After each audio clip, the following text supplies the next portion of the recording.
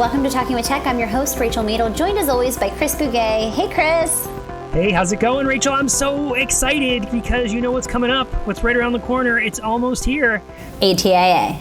You know that's what I'm talking about. It's going to be super, super fun. I don't know if you know this, but today there was a huge announcement that just rocked the world of assistive technology. Did you hear about it? You probably haven't heard about it. No. So, we've talked about the company Texthelp before, and that is the company that puts out a product called Read and Write for Google Chrome. We've talked about it on the podcast. We've talked about how you needed to learn about it and shared some of it with one of your clients. You remember all that? I do remember. That was a pivotal moment for me because now I use that all the time.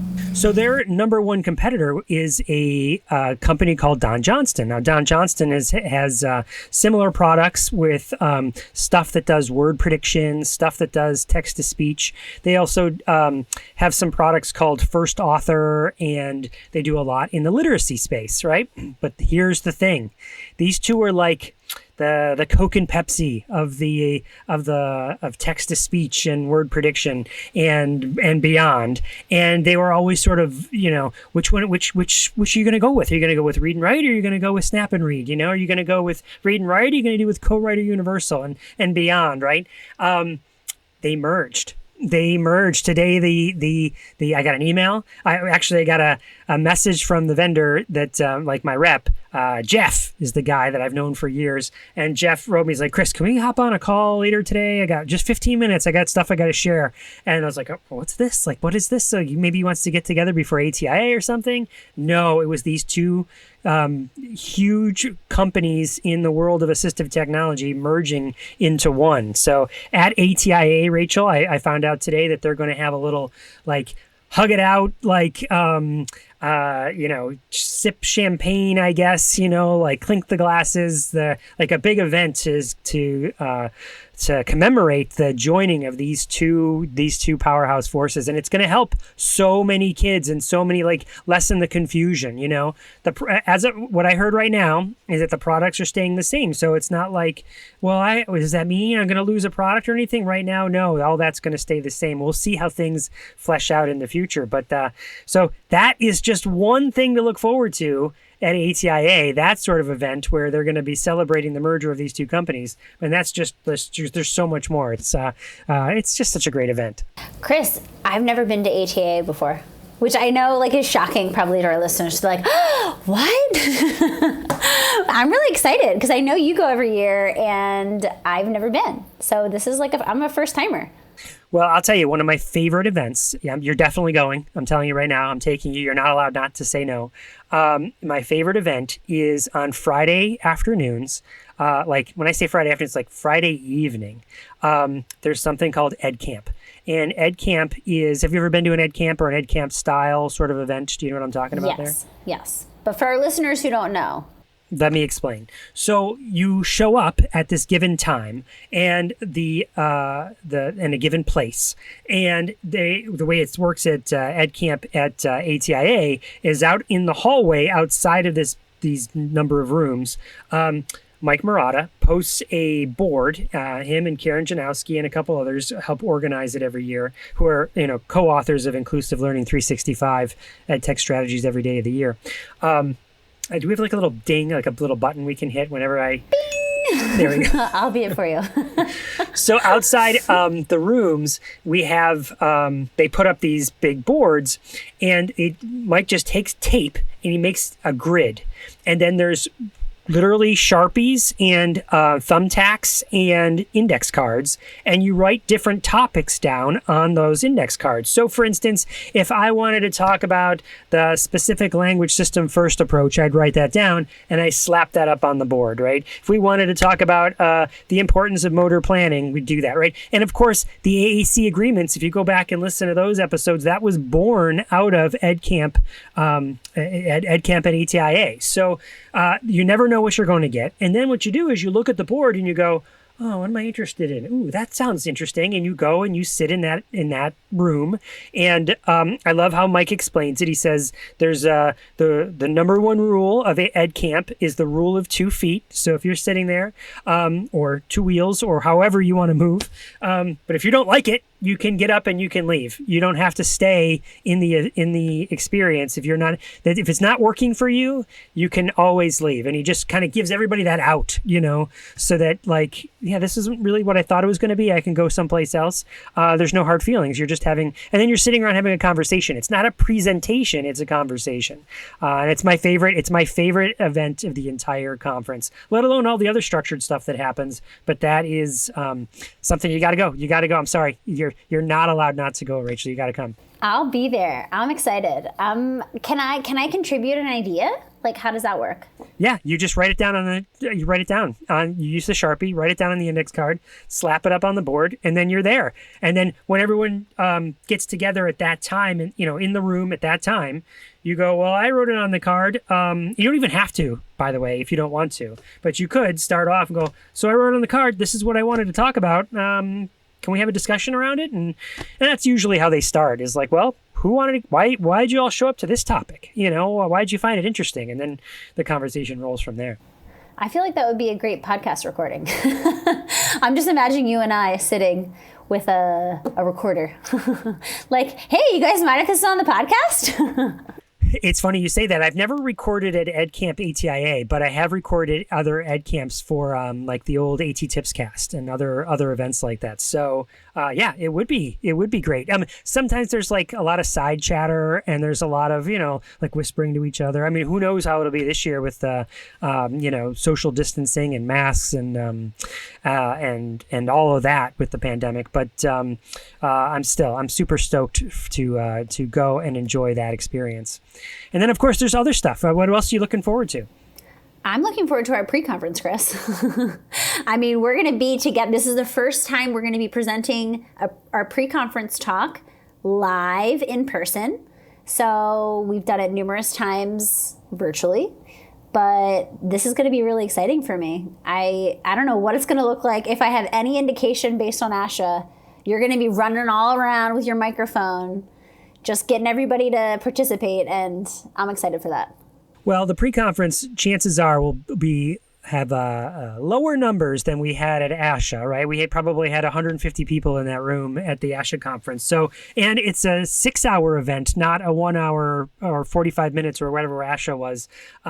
So I'm a little bit like, a little more sedate, and with less people, you can have much more intimate conversations, and really get to learn about their why they're there and what their takeaways are, as opposed to coming to sort of a canned performance that you and I have put together. I mean, of course, we'll have our the points we want to talk about, but and the points we want to make, and the whole pre-conference will be structured. But that's to say, we can always deviate to give people what they need when we have those sorts of a more intimate space. So, and then, like you said too, this is a super exciting. Is that so we've presented together now. We can cross that off our bucket list for a 1 hour, was it a 1 hour session at ASHA?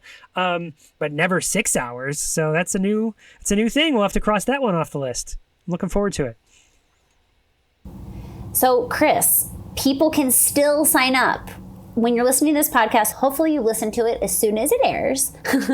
I think you're a super fan of Talking with Tech, so as soon as the episode drops, you're on it.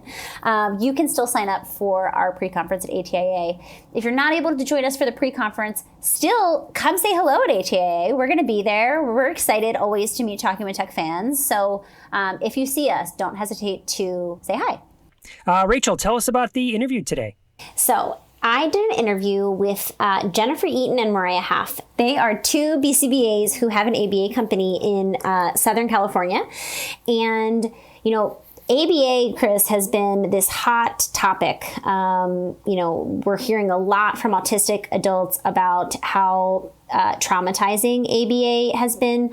And I've been really curious about questioning what I know about ABA, what I think about ABA. I've been really just trying to get information, and I thought, why not have two BCBAs come on the podcast and ask them the questions that I've been thinking about.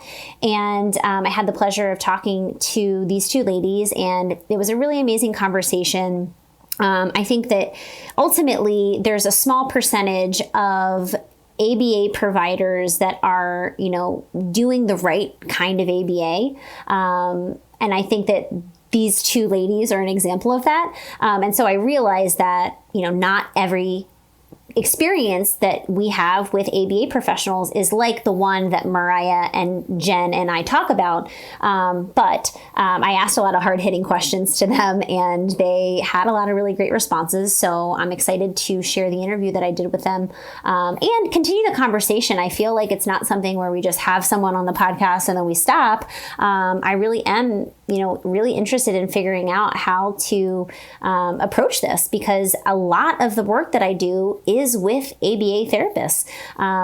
Whether I like it or not, that's what families are deciding. And, I have to, in some level, support, a individual that's working 40 hours a week with my student, just help support communication in AAC. And I realize that it's an area where a lot of BCBAs and ABA professionals disagree with speech language pathologists. Just kind of the way that we approach communication, I think, is very different in a lot of ways. Although it doesn't have to be. And I think this conversation that I had really exemplifies that. But again, I realize this is kind of maybe more the exception to the norm. I have a lot of great experiences working alongside of ABA teams. Also some not so great ones, which I share on the recording. But I'm really interested in continuing the conversation and would love to hear your guys' thoughts after you listen to the episode. So without further ado, here's the interview I did with Jenifer Eaton and Marya Hoff.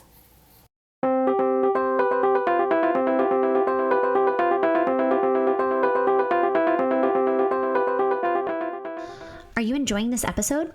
We would love for you to take a few minutes to hit the subscribe button so you always know when we release new content. Even better, if you leave us a review on iTunes, then more people will find this podcast and learn about AAC. We also love reading your reviews on air. Thank you so much for your support. We love this community. Now we can head back into the episode.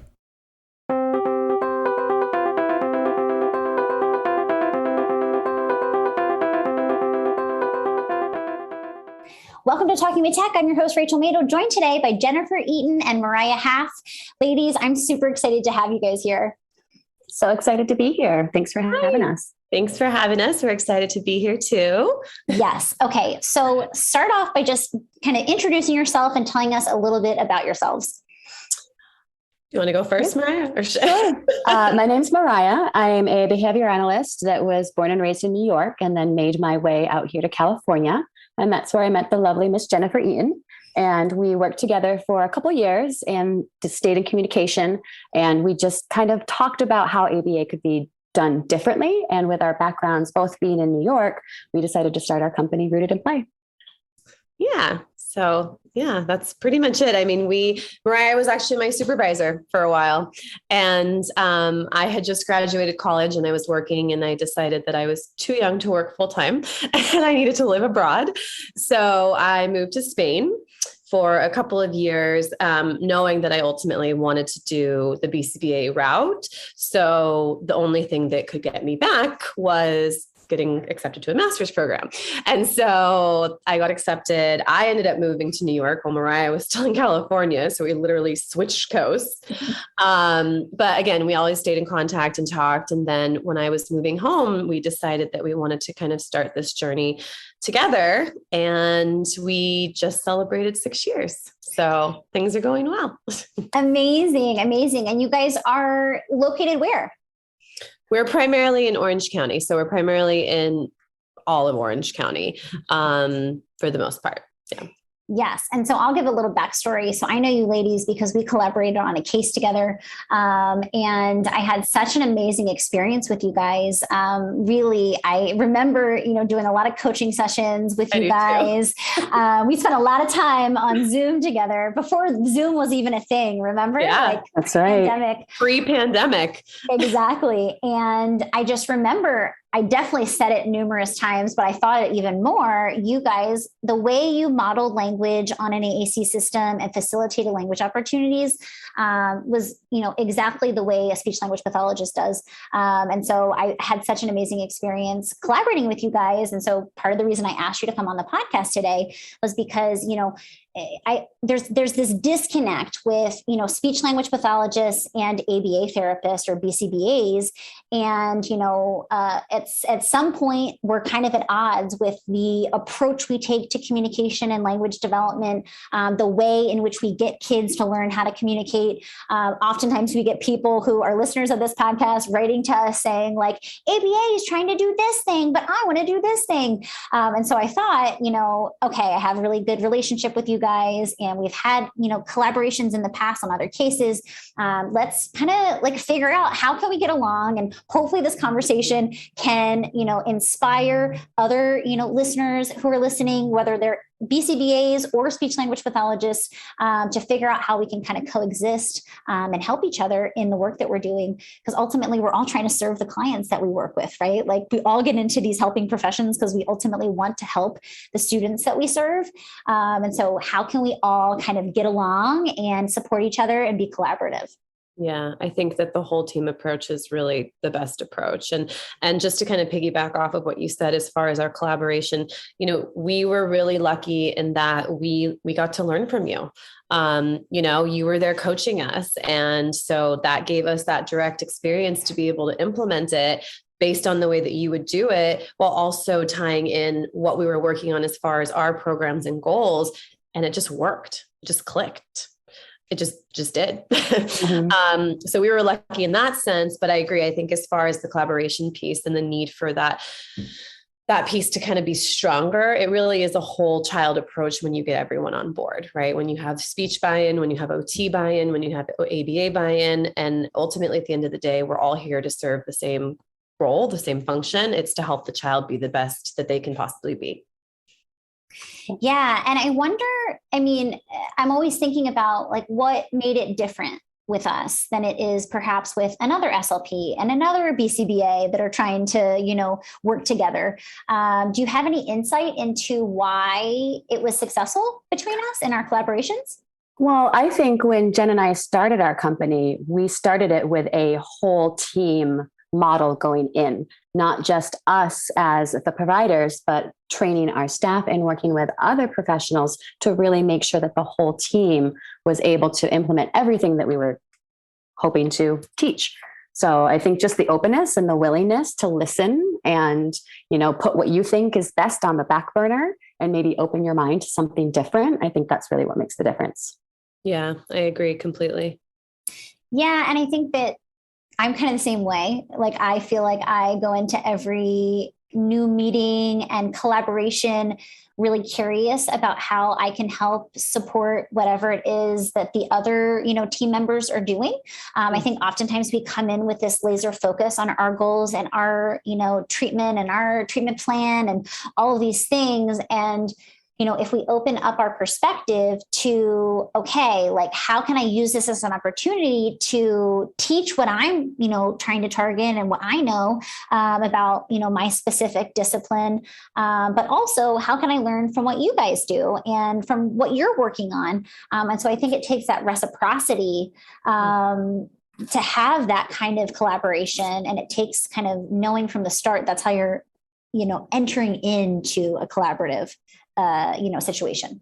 Yeah, absolutely. And I think, as Marya said, as far as like we started this with the idea of the whole team approach, I see it as an opportunity for personal growth for ourselves as well in order to help the client further. So I may not have had this direct experience previously, but we're going to learn it because this is what the client needs. And therefore we're going to implement it based on the way that we're taught to do it or the way that's best for the client.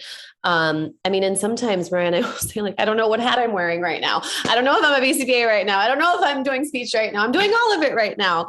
And I think that that's what makes it so great, is that if you can take all of these disciplines and find a way to combine them so that the child is getting the best possible approach, and all while being playful and fun and silly at the same time, and making sure that that rapport is strong and stays strong, it just makes for a really great learning opportunity for the learner. Yeah. And also for the adults too, because you kind of mentioned this is an opportunity for growth. And for myself, especially when I was a younger clinician, I was so hungry to learn from people outside of my discipline. I was like, oh yes, OT, like teach me everything you know. Yes, behavior. I'm having all these behaviors in my session. Like, what do I do? And I think that curiosity is, really important to expand your mind and expand not only about what, again, you're focused on, but thinking more holistically. And that's how true collaboration can really happen. Yeah. I agree. I was the same way when I was, teach me this, teach me that, teach me this. I'll do it all. I'll find a way to make it behavior analytic. I'll find a way to make it tied to the speech goals. I don't know, but I was exactly the same way. Whatever was offered to be, taught to me, I was right there on the at the front and center wanting to learn it. Yeah, absolutely. And as a BCBA, we're always doing CEUs and we're always looking to improve our practice and do things a little better. And what better way to do that than to learn from other professionals? Yeah. We had that unique experience where I was able to do some coaching with you guys, and, you guys were super open and willing, and took everything I said. You were like sponges and like really implementing it. So it was just like a beautiful experience. What would you say, because unfortunately not everybody has this beautiful experience that we've had, right? What would you say when, you're up against someone who is quite rigid, right? They're not open. I have a certain way that I do things. This is the way that I see success. Do you have any, advice or recommendations for when someone, isn't collaborative? Like, what do you do in a situation where you're like, I'm really open, but it doesn't feel like you are? I find asking questions kind of opens that other person up. If that person's particularly rigid, they have a lot of information probably. So if I start off by asking questions and opening that line of communication and getting them talking, then it can be easier for me to kind of sneak in what I want to say too. Same with our kids. A lot of our kids are rigid. What do we do with them? Well, we systematically shape the behavior. Yeah. And I also think too, like asking them to share specifically what it is that their idea entails and finding a way to kind of tie that into what I think would be a collaborative experience, right? Okay, so share with me specifically what you want to achieve. What are your goals for this? How do you want to get there? What does the outcome look like to you, right? Okay, so now we have all these shared ideas in mind. And now how can we come together to use these different strategies to make sure we get the best possible outcome? Because it's not a one size fits all approach. Sometimes there are days where we're trying certain things and I think it's going to be awesome. And I'm completely thrown on the floor and I'm like, whoop, got to try plan B, got to try plan C. And I think that the reality of this career, not just even our discipline, is that being rigid is difficult because there is not always one right answer. And I think for us, we're constantly trying to strive to figure out what works the best. And so we may not have the answer, but we will try extremely hard to figure it out, as best as we can. And I think just being open and, honest and transparent with people that maybe are a little bit rigid about that, and tying in what they would like as well, so that we can have the best possible experience together. Yeah. Okay. So I'm curious because one of the challenges that I run into in my own practice is, so ABA traditionally and speech therapy, specifically with AAC, we kind of have different approaches with prompting. So, I feel like ABA generally follows a most to least prompting hierarchy, so a more errorless learning. And then, for AAC, we know that we have to systematically fade our level of prompting. So perhaps give some more upfront prompting and scaffolded support, but fade that so that we don't have kids that are super prompt dependent. Because oftentimes what happens is, a child just, learning how to imitate, or they're just following a model on an AAC system, and we're doing kind of more errorless learning. But that oftentimes results in kids that are very prompt dependent and waiting for us to tell them what to say, waiting for us to model on their device so that they can repeat it back to us. So what would you say to how we're kind of at odds with that prompting? And as BCBAs, do you ever adopt a least to most prompting hierarchy? Because a lot of times what I've heard is like, oh, that's not the way we do things in ABA. It's very much like shut down. And I'm like, let me tell you about the least to most prompting hierarchy. Here's how we get more independent, spontaneous, autonomous communication. And it's like, shut down. Like, we don't do that. So one, do you guys do that? Is that like a fallacy that someone's just using, like ABA doesn't do this? And then, kind of talking about what that looks like and how to like balance those two things. I think that's so funny because I could see people being like, no, I'm shutting that down. But actually, I think it's the opposite. I think that, well, and it's individualized, right? It's case by case, but for the most part, it's about meeting your learner where they're at and giving them the prompt based on where you feel that they're at. If they need less prompting, then you start with less prompting. If they need more, then you give them what they need. I don't think it's a one size approach. And I don't think that you always have to start with most to least at all. There are certain things that maybe are harder for learners that maybe you would use most to least, but the goal is always, always, always to fade to get to that independence as well. Because everything that we teach so that they can be independent and generalize it without having the need to be prompt dependent on us. So I actually don't agree with that. I think that it depends on your learner, what you're teaching and what they need in that moment. Yeah. A lot of what ABA does too is we will teach certain things that expect a response, but language doesn't always expect a response. It needs to be spontaneous. So in order to teach spontaneity, you need to fade yourself back so that child has the opportunity to be spontaneous. I mean, how would you feel if every time you went to open your mouth to say something, someone cut you off and prompted you to say something different? It's not what I want to say. Leave me be. Give me 10 seconds to figure out what I want to say. So I feel like with language, it's a little different. We have to really look at what is expected in the language complex and meet the learner where they're at. And I think sometimes, like maybe for some ABA practitioners, I agree with what Marya just said, but I think sometimes with some ABA practitioners, like they think that they constantly have to be doing something all the time. Like, let's go, go, go. We have to do this, this, this, this, and this, and this.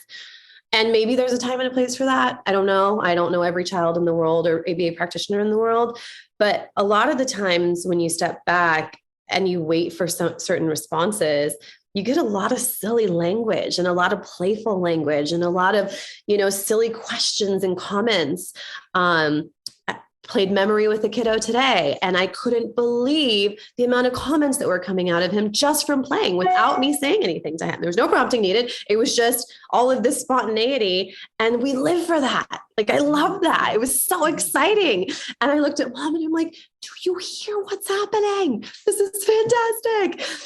And I think like for Marya and I, we have a very similar affect and approach like that. Like we are so proud when the smallest of moments happen, the biggest of moments happen. And so we want our learners to be independent. We want them to be successful. We want them to be able to communicate at whatever level that may be. But we also want them to be happy and independent and enjoying life to the fullest. Yeah. So. And finding their voice and giving them the opportunity to let them do that. Yeah.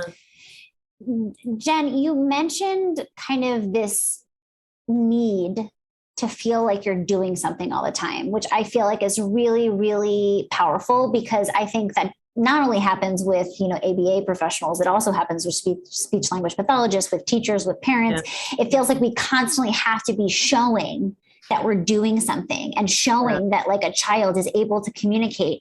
And I think a lot of times that's probably driven by the need for data, which you guys are masters at data collection, right? And I've also heard from other, ABA professionals, oh, well, we have to do this for insurance purposes. Like we need to do this goal for insurance purposes, or we need to do it this way to show, through data for insurance purposes. So can you kind of speak to, this drive for the data and maybe for how we can start taking data in ways that open us up to not have to be constantly, doing something or proving something or like, demanding communication? Mm-hmm. Yeah, I've heard all of that too. Well, insurance this, and that's a whole other ballgame, and that's a whole other podcast. Mm-hmm. But I think it speaks to probably that, the insurance need and having the data, et cetera. But truthfully, I think for us, at least in our practice, the number one thing that we want to establish always is a very, very strong rapport with a child. And I think oftentimes that rapport is kind of misinterpreted as only being started at the beginning of the conception of therapy, whereas we feel it's ongoing. And there are many times when we will be doing something and a child will spontaneously say something to me. For example, we have a kiddo that was learning emotions, and he was not using them very spontaneously. And there was a day that he came to me and he tapped me on the shoulder and he said, happy. And all he said was happy. He looked me dead in the eyes, right? And I got up. I stopped everything I was doing. I put on the Pharrell song, Happy, on my phone, and we had a dance party. And yes, was I reinforcing his language and his spontaneity? Absolutely. But I think in that moment, I was also showing him that, like, hey, I see your efforts. I am so proud of you. I'm going to show you how proud of you I am. And honestly, just genuinely being in the moment with that kiddo. Was I taking data? No, I was having a dance party, and it was far more important. And I think when it comes to the rigidness of like the data collection and the insurance and there's a time and a place for that. And I think, as long as you're taking, at least for us, some behavior data gets recorded that day, then maybe in your session note, you note that it was a day that needed stronger rapport because this child presented with this or with this. You can kind of, with the insurance model, kind of fall on that and give the description as to why this was necessary for that session. And so, yeah, that's kind of how I feel about it. What do you think, Marya? Yeah, I feel like there's so much pressure to constantly be focused in doing everything that you possibly can. And yes, we are up here. It may not look like it right here on the outside, but up in my brain, I've got 50,000 things going on. But there's also that time and place to look at the kiddo and say, you know what, you've been working your tail off for the past hour. We're going to take a 5-minute break. We're going to curl up with a book. I'm going to give you some foot massages. I'm going to cuddle you, and we're just going to take a little break. And that's what you have to do to maintain the rapport so that when you come back the next day, that child's like, let's go, let's have fun, let's learn some more stuff, because they see that you give that give and take. It's not constant pushing. Because if somebody constantly pushed me, I'd push back. Yeah. I also think there's this need for like the continuation to keep going, because in our field, we're always being watched, whether it's by speech therapists, BCBAs, teachers, caregivers. I think that with time and experience, you care less about that because it just is part of the job, and you don't need to be putting on a show. You just need to do what you're good at. And if that means that day that you take a step back because that's what the child needs, then you take a step back. If that means they're more available for learning that day, then you do more that day. And it's a balance. That's why whenever we come to a session, we check in. How did they sleep? How did they eat? How is their stomach? Are they tired? Are they sick? And all of these setting events give us clues as to what we're going to accomplish that day. If I come into a session with a kiddo that's been on vacation for 5 days, and on top of it, he was sick, and on top of it, there's a worldwide pandemic, I'm probably going to be a little bit more relaxed that day. Because if you think about it from your own perspective, when you come off of a vacation, what do you want? I want a vacation from my vacation. Yeah. So I'm hungover from my vacation. Yeah. So I need time to like calm down. Like, yeah, I'm on jet lag. Yeah, jet lag. You're tired. You want to go back. You don't want to be where you are. So we really try to think of our learners as like, what would I need in this moment? And at the end of the day, these are children that we're working with. Like, let them be little. Let them play. Let them have fun. And make learning as silly as possible, because that's how children learn naturalistically, right? If they weren't in a therapeutic setting, they would just learn these things naturally. So we really strive to find that balance. Have we perfected it? No, but we work really, really hard at it every day. I also think that, in my own experience, it's really helpful for me when I'm working with perhaps coaching an ABA team. Oftentimes I'm working with, BIs, and they're like, I'm just following the programs. Like, I'm just doing what I'm told by my boss. And I'm like, that's okay. And oftentimes there's kind of some hesitance because they're like, I was told to target this program in this specific way. And so it feels like there's not really ways for me to to kind of help like infiltrate because they had set up programs in specific ways.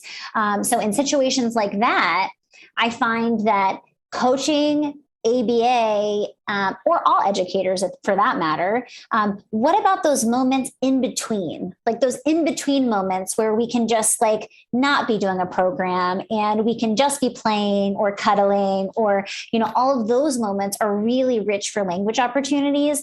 And so, from my own experience, if I'm kind of getting some pushback from helping coach within certain programming, at the very least, I can kind of coach communication partners and BIs and, ABA specifically on moments that aren't so structured.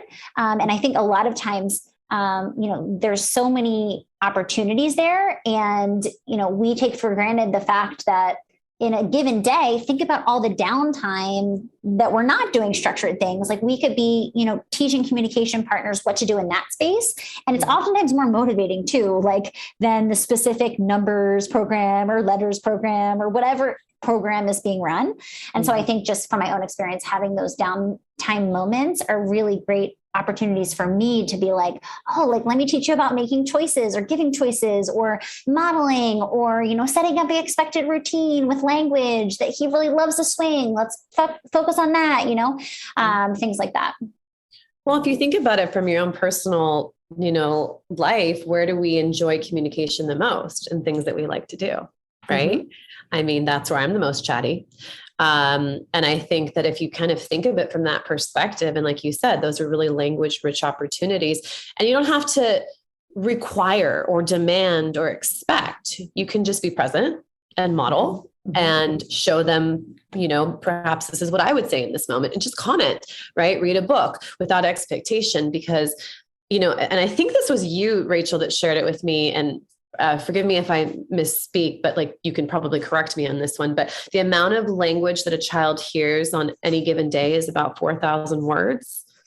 Yeah. So it's the amount of hours actually. So I shared that visual. Remember, it was like 4,200. I forget exactly the number. Yeah. But that's the amount of language that a baby hears by a certain age. I think it's like 2 years or something like that. Yeah. And it would take like 84 years for a student who is hearing language just modeled on their device twice a week for 30 minutes, which is like a typical speech therapy session.